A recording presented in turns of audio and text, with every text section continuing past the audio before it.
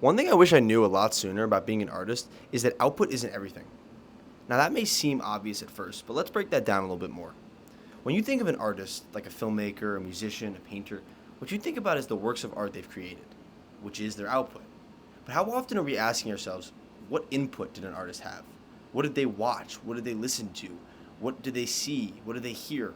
These are the things that create the artist, and the artist is what creates the art.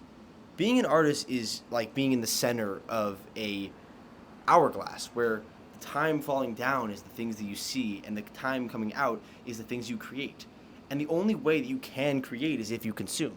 So we need to be a little bit less focused on judging artists entirely off of their process and their creation, and we need to be a little more vocal about the importance of consumption.